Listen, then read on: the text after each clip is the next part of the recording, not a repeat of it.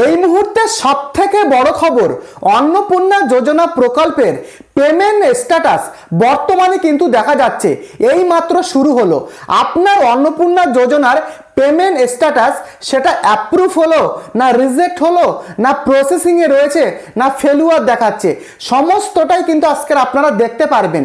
কিভাবে আপনি আপনার স্ট্যাটাসটা দেখবেন সেটা কিন্তু আজকের ভিডিওতে আমি আপনাদেরকে দেখাবো।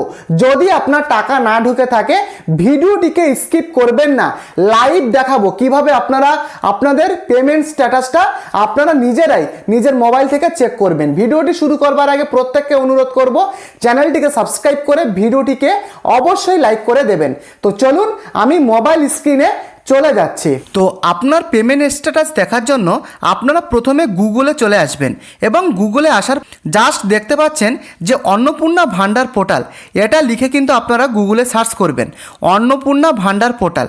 এটা লিখে আপনারা যখনই সার্চ করবেন, সার্চ করার পরে প্রথম যে ওয়েবসাইটটা আপনারা দেখতে পাচ্ছেন যে family level data collection portal, এই পোর্টালে কিন্তু আপনাদেরকে ক্লিক করতে হবে। তো চলুন আমি এখানে ক্লিক করছি।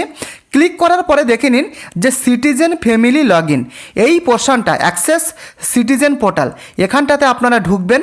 তো এখানে যখনই আপনারা ক্লিক করবেন, ক্লিক করার পরে দেখতে পাচ্ছেন যে অ্যাপ্লিক্যান্ট লগ ইন, এখানে কিন্তু আপনাদেরকে লগ ইন করতে হবে। তো প্রথমে আপনি আপনার যে ডিস্ট্রিক্ট, সেই ডিস্ট্রিক্টটা কিন্তু আপনারা এখান থেকে সিলেক্ট করবেন। তো এখানে আমি ক্লিক করছি।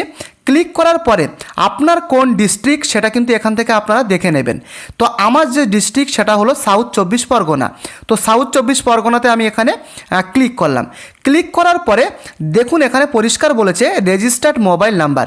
যখন আপনি অনলাইন বা অফলাইনে আবেদন করেছিলেন, আবেদন করার সময় যে মোবাইল নাম্বারটা দিয়েছিলেন সেই মোবাইল নাম্বারটা এখানে কিন্তু আপনারা বসাবেন এবং বসানোর পরে দেখতে পাচ্ছেন সিকিউরিটি ক্যাপচা, এখানে কিন্তু আপনার একটা অঙ্ক দেখাবে।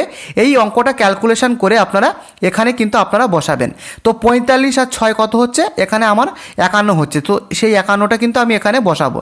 বসানোর পরে যখনই আপনারা এই রিকোয়েস্ট ওটিপিতে আপনারা ক্লিক করবেন, আপনার এখানে যে মোবাইল নাম্বারটা আপনি দিয়েছেন ওই মোবাইল নাম্বারে ওটিপি যাবে এবং ওটিপি দিয়ে কিন্তু আপনারা সাবমিট করবেন। সাবমিট করার পরে কিন্তু লগ ইন হয়ে যাবে। এবং যখনই আপনারা ওটিপি দিয়ে সাবমিট করবেন, এখানে কিন্তু আপনার যে অ্যাপ্লিকেশান আইডি সেটা কিন্তু এখানে দেখিয়ে দেবে এবং পাশাপাশি আপনার বর্তমান স্ট্যাটাস সেটা কিন্তু আপনাদের দেখিয়ে দেবে।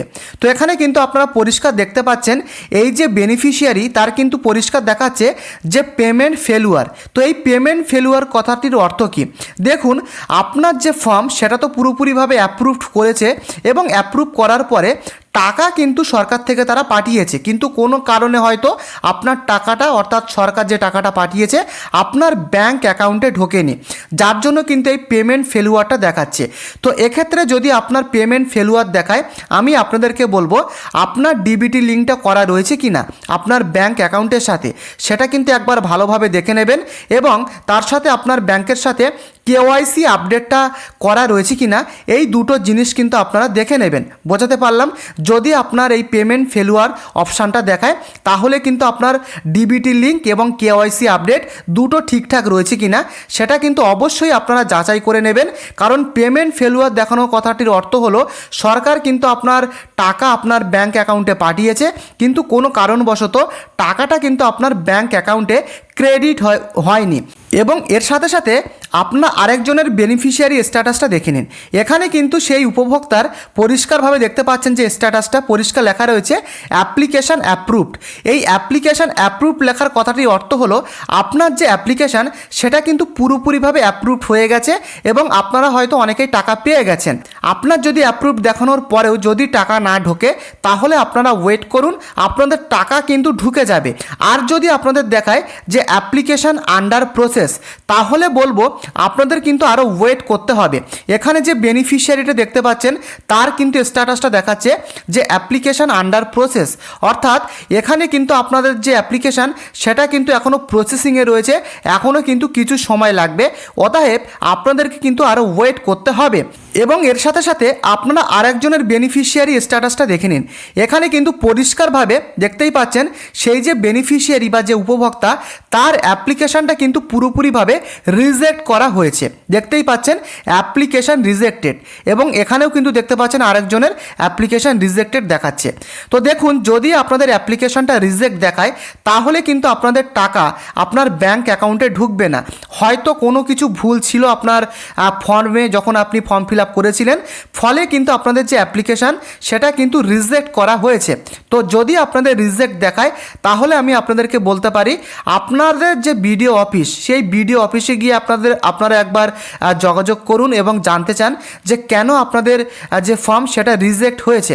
তো রিজেক্ট যদি দেখায় সেক্ষেত্রে কিন্তু আপনারা টাকা পাবেন না, হয়তো কোনো কিছু ফর্মে আপনাদের ভুল ছিল, ফলে কিন্তু আপনাদের এই রিজেক্ট সেটা কিন্তু দেখাবে।